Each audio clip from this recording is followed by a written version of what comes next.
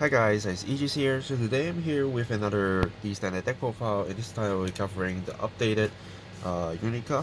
So this deck I first get it as like a kind of a budget build where I just bought the recent Dark State split on DBT09 while I can get it kind of cheaper and then just make something out of it without using like a brainwash, a lot of any other kind of expensive card, just by using cards that I have like very early stage, like the Gangram, and then just mixing some cards with the Chrono Jet starter and make something, right? And now we in BD10 we get a Dragon Tree, we get a Mask, uh, we have a lot of support, so I've decided to actually upgrade this deck as well.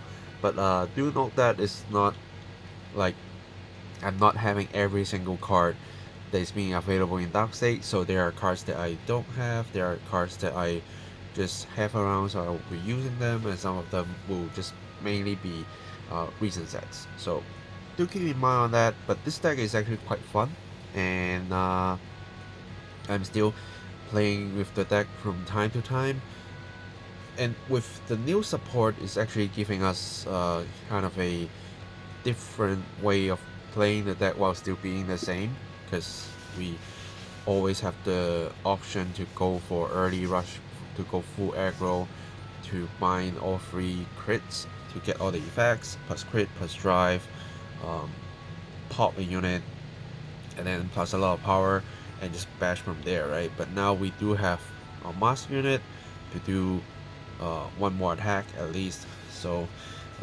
that's really saving us a lot of trouble to finding a way to win, because decks usually with 3 punches, they need to punch very hard every single turn in order to actually win games. But now you do have options to switch gears to something else while still being able to focus on your original game plan. So yeah. Now with the Ride deck, I'm still using, of course, the Unica Ride deck that this allows you to soul charge, which you might have a potential draw, but don't always think it will happen. So because so far I've played more than like 10 to 20 games, I only happened to draw once, so just basically forget about that part. But of course, if you just soul charge a crit, you get a draw, and your Dyna will help you to put cards from your drop zone back to your soul, which are triggers and plus power. And then of course, since you're using the right line, you will be able to get these 2 out when you get to your grade 3, so you can start binding triggers with your grade 1 and pick up triggers with your grade 2. And if you are lucky enough, you should have enough critical triggers to pull off some scary plays during your first grade 3 ride. But so far, my luck with the deck is still very terrible. I like on the second day of release, I got my split and I played with this deck, right? And I was like expecting, okay, I will probably see 1 crit to 2 crit to keep me alive for a little bit longer, and then I will see the like other ones, right? And what I actually came up into is like I go into the mid game and I don't see a single critical trigger at all. That's funny, right? But it happens, and I don't see my mask, and then I grind through almost like to the end of the deck, then I finally find 3 critical triggers, and then I finally find my mask and go into the mask play and actually win games, because I am so cautious in playing the game, and I even like playing against 1 to 5 damage from my opponent. So yeah, this deck can just bring you every exciting moment you can expect, and also the worst luck that you can ever see if you're not pulling a crit. So it's really decided by the stars, which are the crit, so do be careful about that. And then order cards, I'm only running 2 masks, so I will just put it here. I think 2 is enough, and you can only use the grade 2 Dragon Tree unit to search it out. If you don't, you don't. But if you ask me, it doesn't really matters if you can't go into your mask form, and worst of the worst, you can still just ride on top, so it didn't hurt you that much. But the mask give you a chance to go into a sudden big turn rush. If you on your Unica and you are going to your mask unit, you have a chance to just use your mask skill to perform a personal ride and rush from there, right? So the option is there, but even if you don't have the mask, it doesn't hurt you at all. But of course, to play safe, we always want to search the deck for some better cards, right? And this is also a searchable target, which means your deck will just get squeezed, filter, so you have a better chance to actually pull your critical triggers out. And then I'm running 3 more personal ride because there are chances that I always stay with normal Unica for the aggro game, and unless I need to change my game plan, then I'll go into my mask, right? So with mask, the one problem I have is that you actually need to remove from game your Unica in order to actually gain 1 drive. So if you run out of Unicas, your mask will always be only doing 2 checks, and this could be a problem, could be, and this is one reason why I am having more Unica, so that I have more chances to actually remove her from game to gain the drive, and also allows me, while I'm socking for using mask unit, I can still do personal ride with just normal Unica and just play through that game and pressure my opponents hard enough, and then go into the mask unit. So compared to some other mask deck that they don't run a lot of original unit personal ride, this one requires you to actually run a little bit more, which I think direct you still need to kind of do a similar thing. Yeah, so do adjust the ratio if you like to, but I think 3 of the mask unit is good enough. The multiple attack is great, but it's a kind of a different game plan, so I just need 1 in my hand to go with the mask to do a sudden turn, so I don't need like a full playset. And then for Griffin, is a good shield value, is a good extra power buff, and more importantly, is something that helps you pick up your triggers back into your soul, so you can soul blast enough triggers to pull off effects. Yeah, so this card is still very important in this deck, and so far I don't see a reason you actually cut this out. And then I am using 3 of the clean sweep, since you will be personal riding, and using mask to go into your mask unit is also count as the personal ride that will activate the skill of him. So you still kind of want to run this card. It's still one of a great card that you always want to use as a generic card, especially you will personal riding a lot.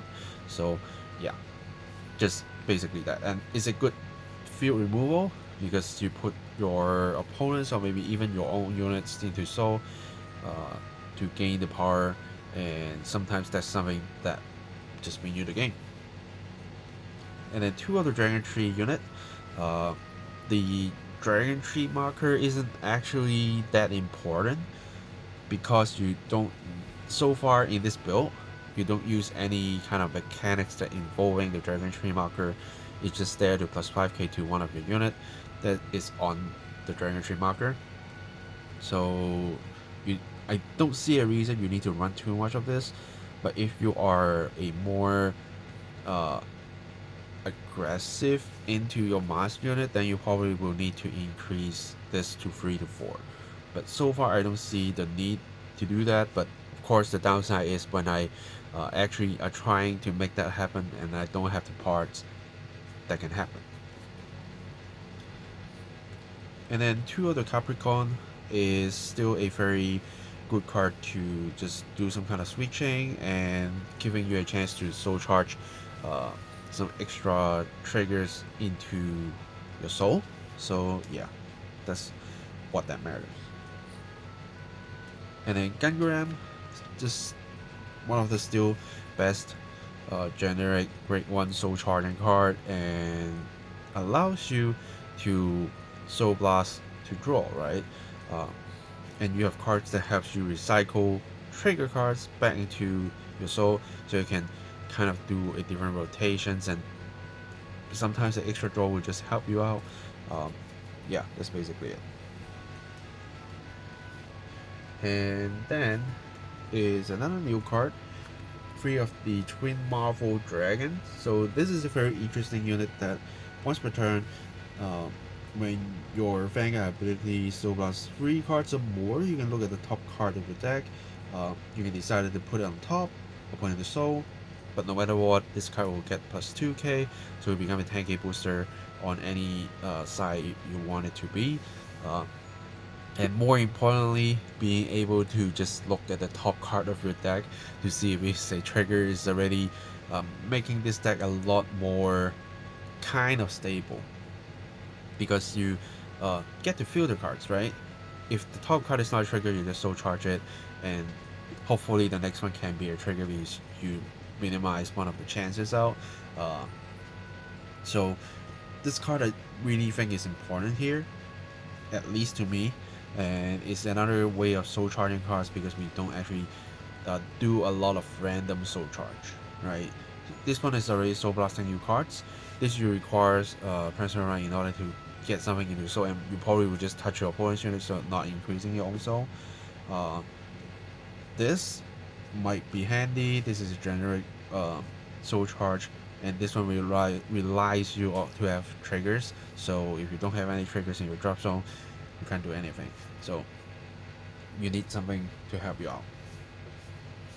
And then this is a funny card that I tested. It's the Give Force Ketos. So this is a very interesting card if you ask me. The skill is, if you have a Vanguard with Almajestar in its card name, retire this unit and choose up to 2 of your critical triggers from your bind zone and put them into your soul. The first time I see this card, I just have a thought that I need to put it in to actually have fun with it, because based on my own luck, finding enough critical triggers is already enough of a problem. And if I have 2 binded and I am still like, I can't soul blast 3 triggers, I still have kind of trouble, right? So this card, I can just put those critical triggers that I bind back into the soul, so I can reuse them again at least for once. So it's a bad luck plan, which I always prepare for the worst, and this card actually comes in handy. That you will see it in a match that I will be uploading with this deck involved, so you'll be actually seeing how this card actually saving me. So yeah, I like this card a lot. And then what left are PGs. If you want to use the order PG, you can. To me, it doesn't matter. And then basically just triggers. Dark State Silver triggers because we want more crits. And then simple 8 crit with soul charging crit. So where's the rewards, you can just put this card into your soul by using its own skill. And then any kind of draw triggers, I don't have the 10k draw triggers, so I'm using generic ones. And then for heals, which I probably will change one of them into a counter critical heal, because there are too many decks that are good at increasing their own crit, so I might change one to that. But other than that, I think that's kind of it for this build. So the game plan so far is still kind of the same, that you hope you get into a lot of triggers in your soul so that you can soul blast them, and hopefully they are crits, and hopefully you can see 3 crits, so you can activate your Unica to do a lot of crazy plays. And then the more critical triggers that you can bind, then the more power you can gain from your Bico Mask and do your 4 attacks, because you can only do 4 with this, but being able to do 1 more is again very good already, because like with Solgar you have waited so long in order to get a 4th attacks, but this you only wait for 1 set and now you have 4th attack, and having 4th attack compared to 3 attack is totally different. And not that the way that you can actually make that happen is that it exists is already making your opponents thinking a lot, because they don't know when is the timing that you will switch your gears, but they need to keep alert for it, right? Because you do have those cards in your deck and they just need to kind of always get prepared, because if they just give you everything to block all your Unica attack and then you go into 4 attacks pattern and they just don't have enough cards to guard every single attack, they will lose. Yeah, so this deck is still very fun to play. It's still depending on your luck to actually get into critical triggers, but I still like to play with this deck. I still feel frustrated when I don't see a crit at all, but this Vanguard, we never know when the trigger comes, right? So it's something that we need to live on with, and then if you just want to test your luck, this deck is definitely a good option to just test your luck if you can get anything you want, right? Activate your heart of cards to actually pull with critical triggers, no matter draw them or even trigger them. Yeah, so I think that's it for this deck profile. If you like the idea, give this video a like, share with your friends. Any questions, comments down below. Subscribe to my channel for more deck profiles, deck fights, unboxing videos, and I will see you guys in the next video. Signing off.